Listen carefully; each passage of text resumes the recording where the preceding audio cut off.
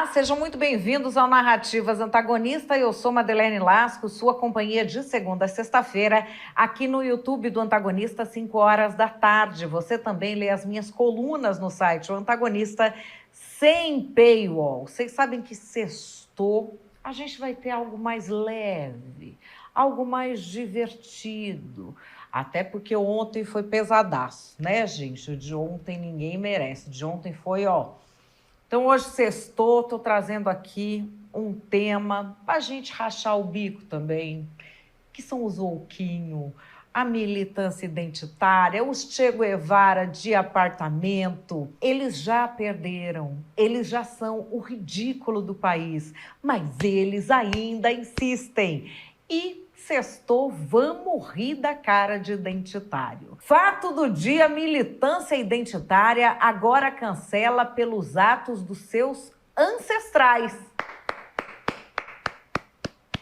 Tinha um pintor austríaco, virou presidente, um que usava um bigodinho, que eu não lembro o nome, que ele fazia a mesma coisa. Nossa, nós vamos falar disso aqui. Nós vamos falar disso, mas daquele nosso jeito, para treinar o nosso espírito crítico, treinar o nosso cérebro a identificar o nheco-nheco, a narrativa do pessoal por aí. Eu te trago primeiro os fatos e depois a minha opinião. Mas antes de opinar, eu te digo qual é a narrativa da esquerda e qual é a narrativa da direita. Vamos lá? Fato do dia, militância identitária agora cancela pelos atos dos seus ancestrais. Vários casos nessa semana. Maria Beltrão, Walter Salles, Maria Rita Kel, todos cancelados por nada que eles fizeram. Porque são filhos, são netos, são bisnetos do não sei quem. Então aí foram cancelados. O único que não pode ser cancelado pelo que os ancestrais fizeram é esse anjinho desse Oruan. Ele não pode, tá bom? Aí vamos lá, olha... Twitter da Amanda Vettorazzo falando com um cidadão chamado Orochi. Querido Orochi, você não conhece minha história. Meu pai não foi um bom pai e por isso eu nunca usei ele como exemplo para nada. E só para sua ciência, ele está morto. O Orochi é um amigo do rapper Oruan, que postou o seguinte, vamos ver na tela. Quando você começa a incomodar é a prova que você chegou no sucesso. Oruan é o 01 dessa P hoje em dia. E vocês têm que aturar. Atura ou surta. F quem é o pai dele. Amanda Vettorazzi, se o seu pai tivesse preso há quase 30 anos e você fosse a mais ouvida do seu gênero musical, você não ia pedir a liberdade do seu pai, não, sua psicopata?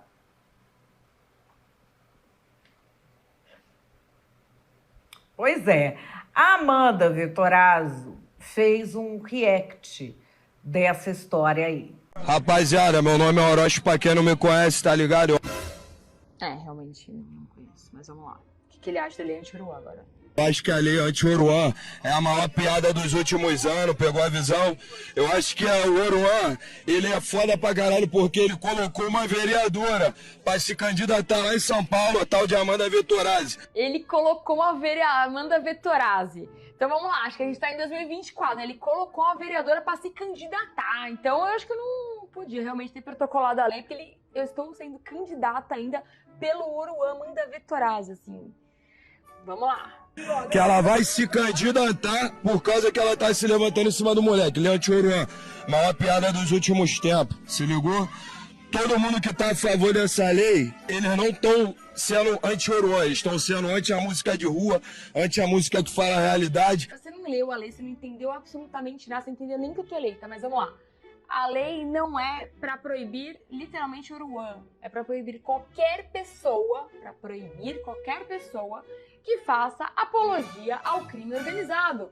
No caso aqui, o seu amigo que faça. Eles estão sendo anti-Orochi, tá sendo anti todo mundo, não é? Não sou anti-Orochi aqui, porque eu nem te conhecia. É só uma lei anti-Oruan, tá ligado? Então, tipo assim, é uma lei anti todo mundo que fala a verdade, que fala tudo que vê, tá ligado? Anti todo mundo falando tudo que vê. Se for crime. Se não for crime, não. Sigamos. O sistema é contra nós mesmo. E essa lei anti-Oruan é uma maior piada. Assim, no consegue falar nem o nome do amigo. Anti-Orian. E agora estão inventando essa baboseira aí toda, valeu? Todo mundo, todos vocês, os 40 vereadores. Não. Mais de 140 vereadores e todas as capitais do Brasil. Não é São Paulo, não. Que a Amanda Vettorazzi falou na live. Chorado! Que apoia a lei, vereador daqui, vereador dali, Mato Grosso, São Paulo, todo mundo, preconceituosos que tiram o moleque pra Cristo, porque queria que o moleque seguisse o mesmo caminho do que o pai dele. Ali é anti-Oruan, uma piada, e o Oruan é porque ele fez uma vereadora. Ele fez uma vereadora, não sabia que não era meu pai, não. Como assim fez uma vereadora? Pô, não preciso nem falar dessa entrevista que no final das contas ela acaba sendo até cômica, né? Ela é autoexplicativa. Mas o que me deixa triste mesmo é eles terem supostamente ali usado a polícia pra promover um álbum do Oruan que ele vai lançar hoje, meia-noite. Que inclusive, né, tem uma música chamada Lei Anti-Oruan. Então eles fizeram toda essa manobra aí, supostamente, pro lançamento de um disco. A polícia do Rio de Janeiro, que tem que combater o crime organizado, que tem que defender o cidadão, foi alvo ali de uma palhaçada desses MCs, desses supostos músicos da cena brasileira. Isso me deixa mais confiante que o projeto Anti-Oruan tem que passar. Deixe nos comentários se você concorda. E aqui vamos à observação do ouriço de Cartola na tela. É a descendência de Schrödinger. Se foi o Oruan, ela não importa. Mas se for a Maria, ela importa. E de que Maria nós estamos falando? Nós estamos falando da jornalista Maria Beltrão, que é uma pessoa que tem um carisma fenomenal. Ela é adorada, é uma pessoa celebrada, porque ela tem um astral. Essas pechas de baixaria da Globo News, de governismo, não colaram nela. Ela é uma pessoa que todo mundo gosta. Pessoa astral que todo mundo gosta. E aí, arrumaram o seguinte, vamos dar uma olhada aqui. Como de costume, desde 2006, a jornalista Maria Beltrão será responsável pela apresentação do Oscar na Rede Globo. Em 2025, no entanto, a escalação da apresentadora foi bastante criticada por internautas nas redes sociais. O incômodo ocorre por causa do passado do pai de Maria, Hélio Beltrão. O economista foi ministro nos governos de João Figueiredo e Costa e Silva e, em 1968, foi um dos signatários do Ato Institucional número 5, o AI-5, medida governamental que endureceu o regime militar. Ele morreu em 1997, aos 81 anos, vítima de insuficiência respiratória.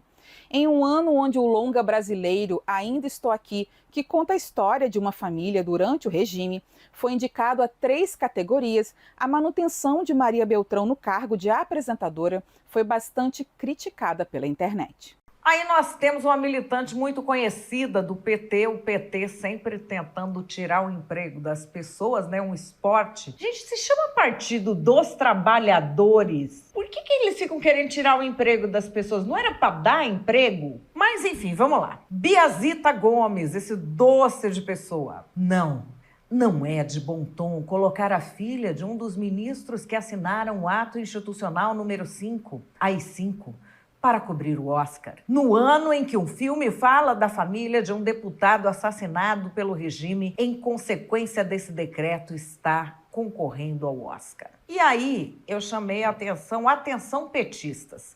Se a Maria Beltrão não pode comentar o Oscar por ser filha de general da ditadura, o que o Aloysio Mercadante está fazendo no PT? O Aloysio Mercadante se chama Aloysio Mercadante Oliva, filho do general Oliva. O general Oliva não foi um general qualquer, ele comandou a Escola Superior de Guerra, ele fez parte da ditadura militar. Ué, não vale para o Aloysio Mercadante, mas vale para Maria Beltrão? E não vale só para Maria Beltrão, tá? Vale para uma outra Maria também, que é a Maria Rita Kell, que essa é uma mulher de esquerda, que sempre a esquerda teve relações com ela já colaborou muito com causas de esquerda, com partidos de esquerda, mas o trabalho dela não tem nada a ver com política, não tem nada a ver com jornalismo, ela é uma psicanalista muito conhecida. E ela foi em um programa da TV Brasil, da TV do Lula, comandado por um militante político,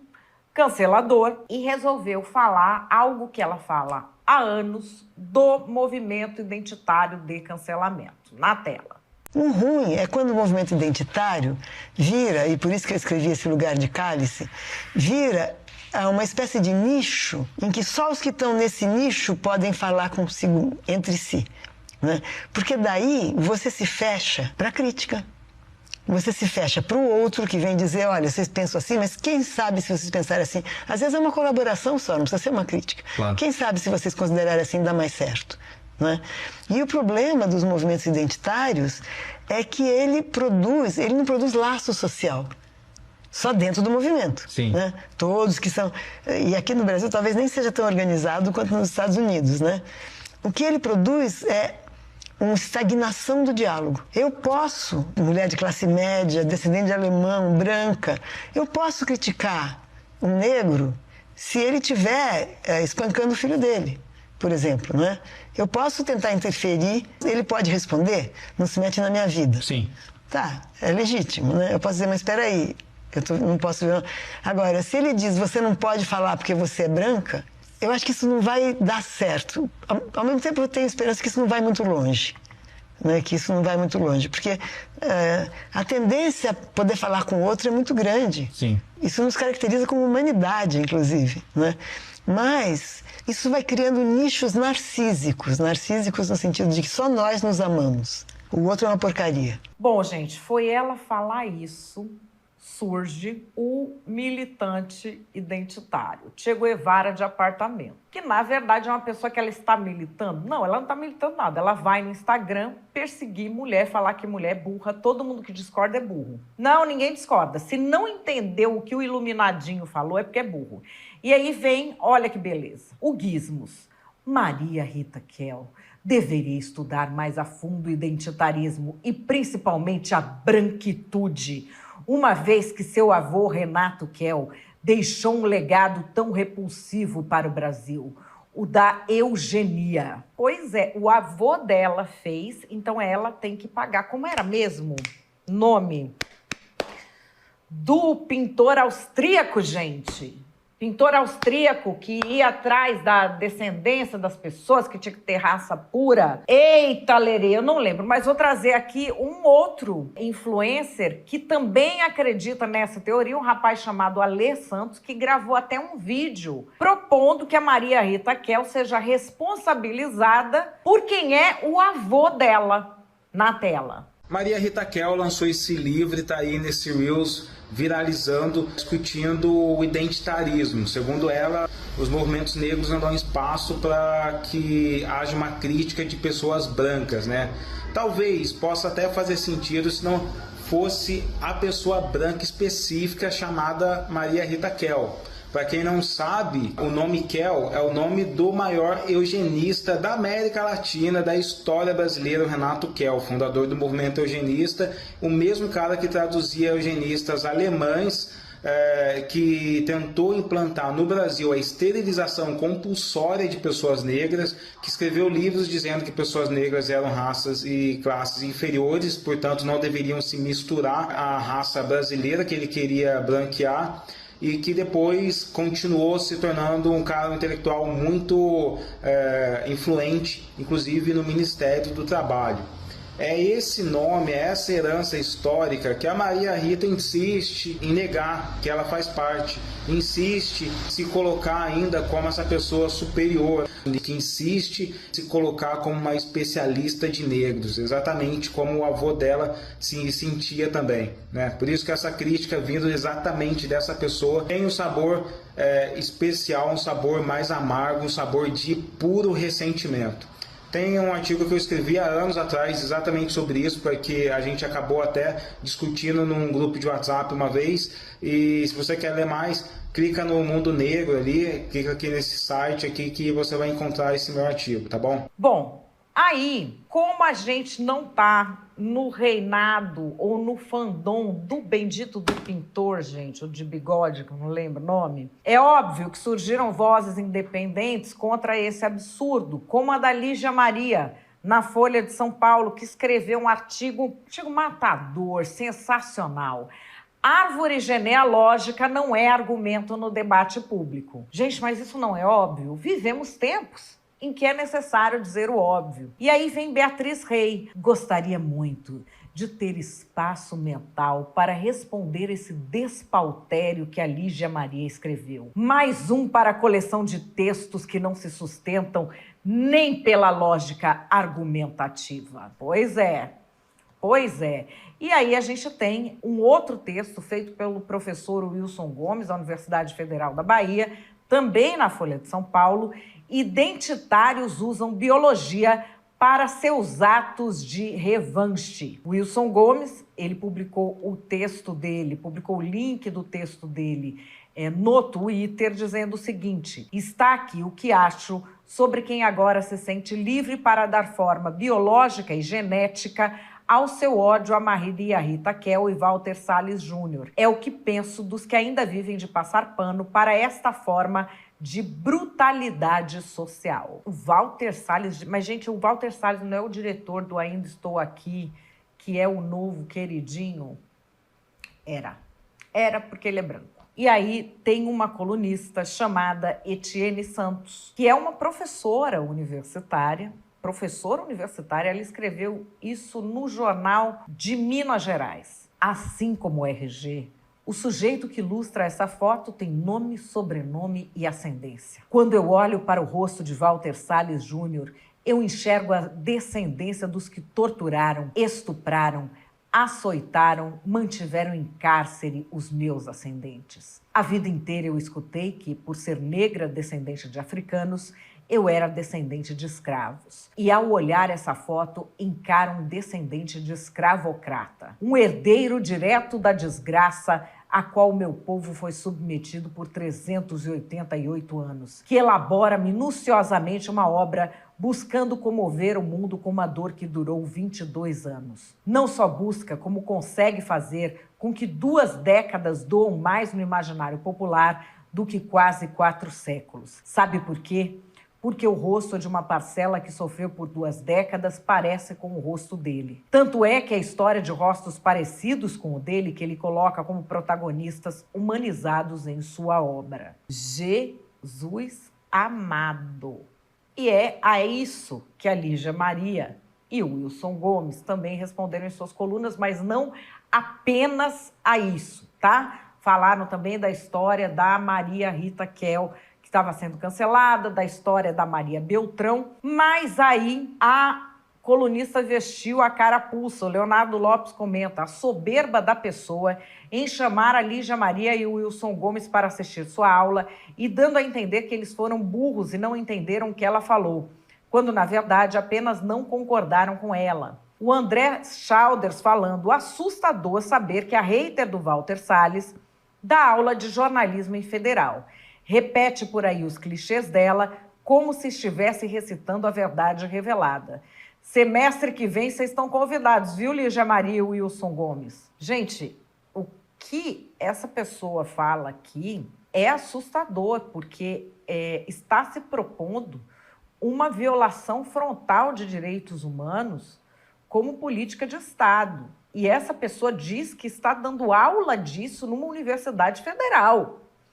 Aqui, olha, meus alunos entenderam rapidamente o que eu expliquei, mas o que não me surpreende é o fato de que 2 doutores, Lígia Maria e Wilson Gomes, colunistas desta Folha, terem tanta dificuldade com a realidade histórica e social. Eu falo o nome deles porque não sou covarde nem adepta a indiretas. Ambos me jogaram indiretas em suas respectivas colunas em razão do que escrevi em artigo publicado no jornal Estado de Minas. Lá eu afirmo que, para quem o rosto de Walter Salles é familiar, atrelam a ele o currículo e o enxergam como um dos diretores de cinema mais ricos do mundo. Quem não o conhece vê um homem de terceira idade, branco, de cabelos grisalhos. Já eu enxergo um descendente de escravocrata.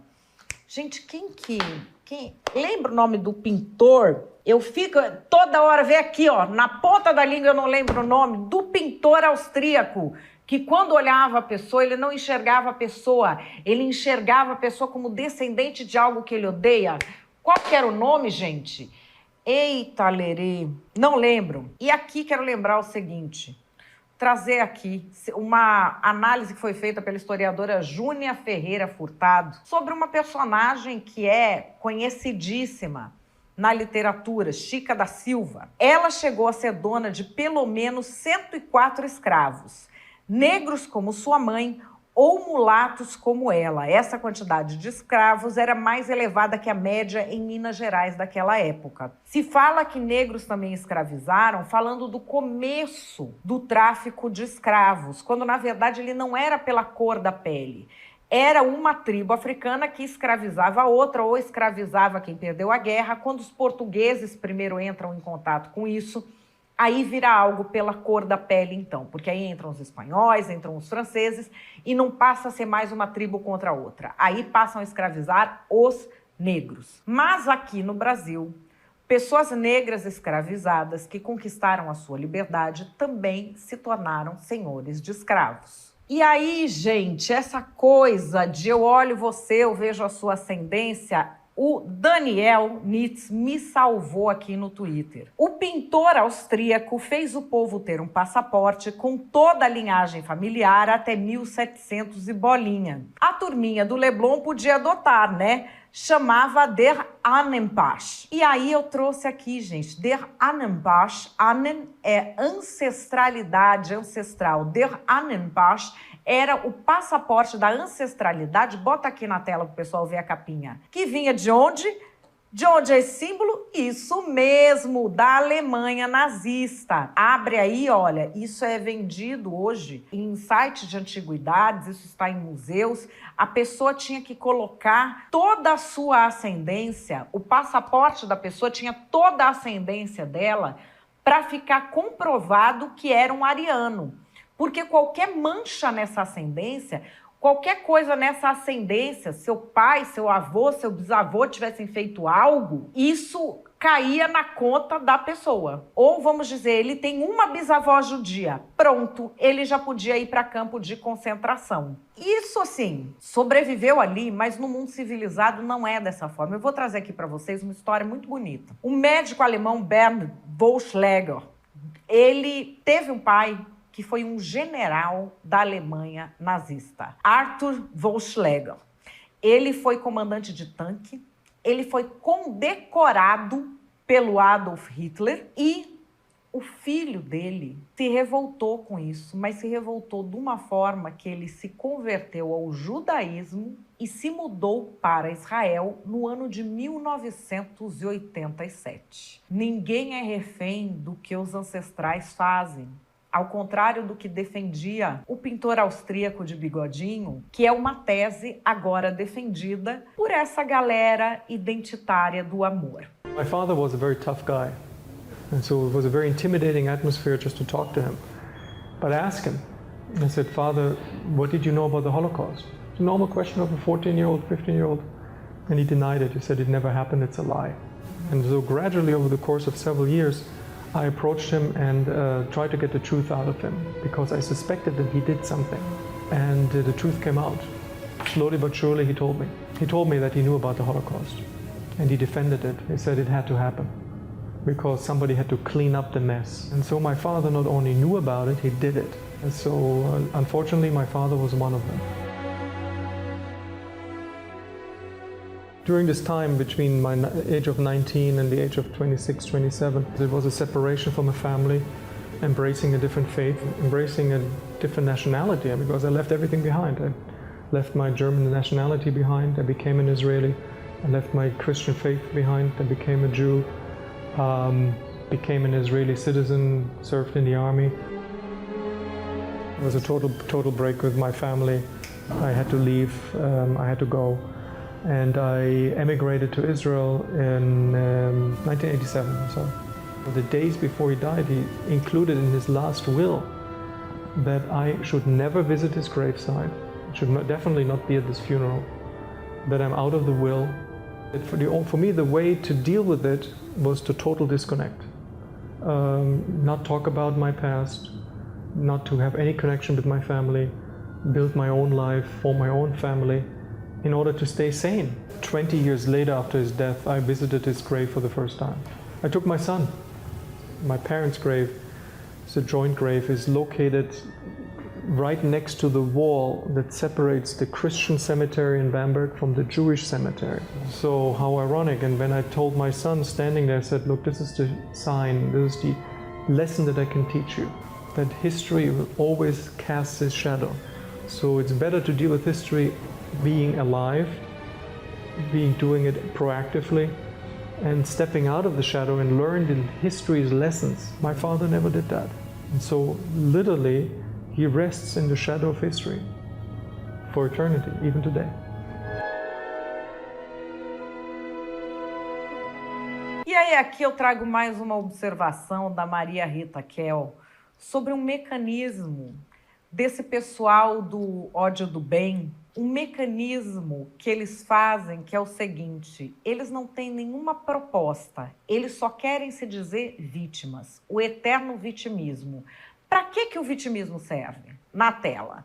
Existe uma certa passividade no ressentido. Nós não podemos confundir revolta com ressentimento. Uma fera capturada, morder a mão do caçador, etc., ela não está se vingando, ela está se defendendo. Mas a luta não é ressentimento. O ressentimento é o contrário. Ele é: eu não lutei, eu não quero mudar nada, mas eu quero que vejam que eu fui vítima. Eu reclamo, mas não sou eu que tenho que cuidar de mim. Tem uma certa infantilização aí. Em nós coexistem o fraco e o forte. Apostar na força é mais arriscado. Você luta, você pode perder. Apostar na fraqueza, você não arrisca nada. E você fica aquele sujeito que potencialmente seria maravilhoso, mas você não foi reconhecido, não te deram chance e se cria então uma sociedade de homens fracos. Se eu sou fraco porque eu sou bom, porque eu sou humilde, porque eu não luto, porque eu não sou agressivo. Eu não posso me lembrar de que na origem eu fui covarde, que na origem eu não lutei. Como eu não quero me lembrar disso, cada vez que isso pode vir a me incomodar, eu acuso alguém. Você se safa, mantém essa ilusão de que você é melhor que o outro.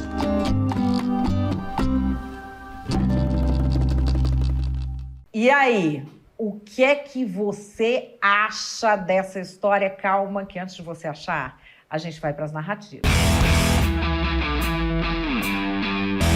O gado da extrema-direita toda hora vem acusar alguém de racismo reverso. Eles não conseguem compreender os conceitos mais básicos que qualquer criança entende, de lugar de fala e de que opressão só pode ser do opressor contra o oprimide. Se alguém é de uma categoria oprimide, como é o caso de uma pessoa negra, ela jamais pode ser racista com um branco. E é isso que está acontecendo. A gente está vendo pessoas que não conseguem enxergar o seu lugar de fala. Se você é uma pessoa branca e você abraça o pacto da branquitude, você é fascista. E você tem de lidar com isso. Se você tem um ancestral escravagista, você tem uma dívida com a sociedade. Quando a gente aponta isso, eles chiam. Mas agora tudo mudou, porque a gente vive uma democracia. Nós vencemos e vamos cobrar a dívida histórica, porque é para isso que eu fiz o L. Faz o L.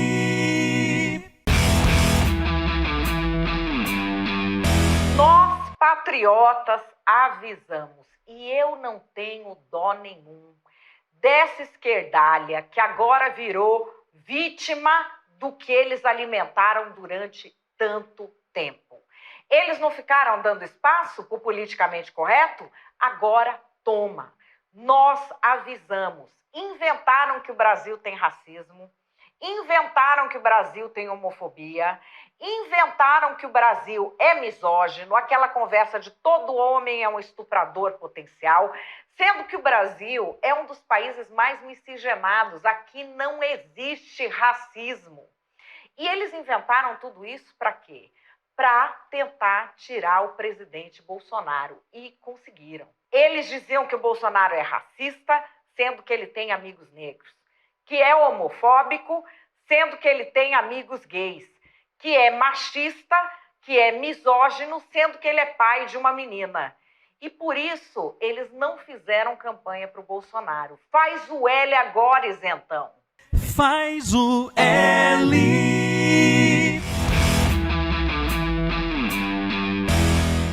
E qual é a minha opinião?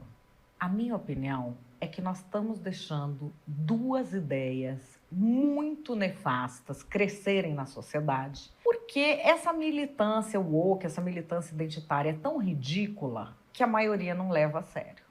Só que eles estão espalhando essas ideias. E que ideias são essas? Basicamente, duas. A primeira, de que você pode culpar uma pessoa pelo que os ancestrais dela fizeram. E a segunda, de que é normal na sociedade você sair forçando pessoas a reconhecerem seus privilégios. Guarda essa frase, reconheça seus privilégios. Eu vou voltar aqui. A gente teve 3 casos de cancelamento essa semana por nada que as pessoas tenham feito, tenham dito, nada. Pelos ancestrais.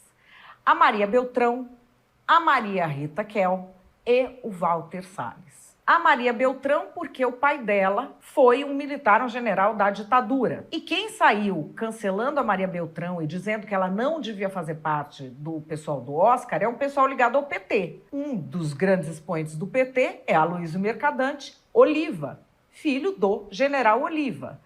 Então, assim, quando é para eles, a ascendência não conta, se respeita os direitos e a individualidade. Quando é para os outros, aí saem caçando a ascendência. Tem a Maria Rita Kel, que foi falar qualquer coisa dos identitários, que é algo que ela fala, ó, mesma coisa que ela falou agora, ela fala há muitos anos. Trouxe até aqui um vídeo antigo dela para vocês verem e verem que essa é uma conversa que vem há anos. Mas agora foram resgatar um bisavô dela, que era eugenista, e falar, ela tem que calar a boca, ela tem um lugar de cala, não um lugar de fala, porque o bisavô dela, parará, parará, parará. O Walter Salles tem uma pessoa que é professora de Universidade Federal, que falou que eu olho na cara dele e só vejo um escravocrata. Tem aí primeiro uma incorreção. Não foram só as pessoas brancas que escravizaram. Nem aqui no Brasil só os brancos eram donos de escravos. E nem todos os brancos foram donos de escravos. Então essa é uma associação que ela faz, por maioria, por familiaridade, mas como professora é uma imprecisão. E depois que culpa a pessoa pelo que os seus ancestrais fizeram. Quem é que fazia isso? Quem é que defendia essa tese? Um pintor austríaco, de bigodinho, governou a Alemanha. Na época em que ele governou, as pessoas tinham de ter um passaporte que era o passaporte da ancestralidade. Eu trouxe até a foto para vocês verem aqui. Tinha que dizer quem eram todos os seus ancestrais, porque você podia ser culpado por alguma característica ou ação de algum ancestral seu. Essa é uma ideia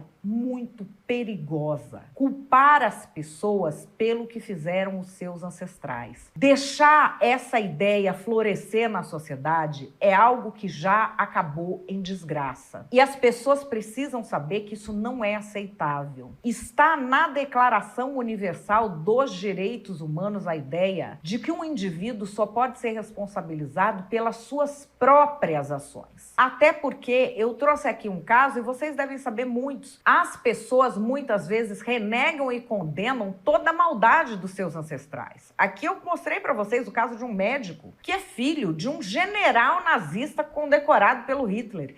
Ele se revoltou contra o pai num ponto que ele se converteu ao judaísmo e foi morar em Israel. Tem por aí várias palestras do cara que é chamado de o filho do Hamas, que cresceu lá e sai hoje falando dos horrores do Hamas pelo mundo. O filho do Pablo Escobar, que não se conforma com o que o pai fez e sai falando disso pelo mundo. Tem N exemplos. Se a pessoa pode se arrepender do que ela própria fez, você imagina um filho ser responsabilizado pelo que o pai fez? É uma ideia maligna. É uma ideia que já levou a humanidade ao horror.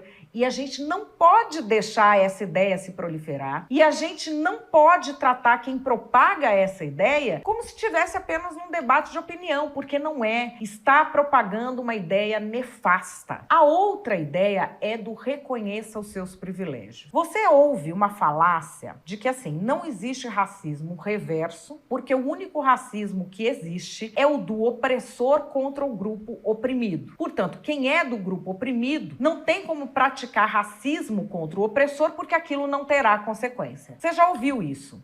E talvez você tenha pensado, nossa, faz sentido. Só que é mentira. E essas pessoas que falam reconheçam os seus privilégios estão trazendo de volta uma ideia que esteve no centro da comunicação que levou ao genocídio em Ruanda. Você conhece essa história? Vou resumir para você. Ruanda tinha duas etnias negras diferentes, Tutsis e Hutus. Os Tutsis foram beneficiados pelos colonizadores, se davam melhor com os colonizadores e se tornaram privilegiados. Depois de uma certa época, acabada a colônia, eles eram a casta privilegiada e os Hutus começaram em suas comunicações a exigir, primeiro, que eles reconhecessem os seus privilégios, que eles realmente tinham. Então começou um racismo de Hutus contra Tutsis. Ué, mas não faz mal, né? Os Tutsis são privilegiados, os Hutus não podem fazer nada. É um dos maiores genocídios da história. Os Hutus primeiro mataram os Tutsis e depois começaram a matar os Hutus que não matavam Tutsis. E nós estamos deixando essa mesma lógica florescer na nossa sociedade com essa galera que fala, racismo reverso e isso e aquilo, não pode haver racismo contra privilegiados. Essas ideias, elas vêm de gente muito ridícula. Elas vêm de gente que acorda 11 horas da manhã e quer ensinar para todo mundo como é que o mundo funciona. Elas vêm do cara que quer transformar o mundo sem nunca ter lavado um copo. Elas vêm de gente que só xinga e se vitimiza e não propõe uma alternativa de construção porque é incompetente e não sabe construir. Mas nós não podemos deixar essas ideias florescerem, mesmo vinda dessa gente ridícula. Porque quando essas ideias florescem, a desgraça se instala na sociedade.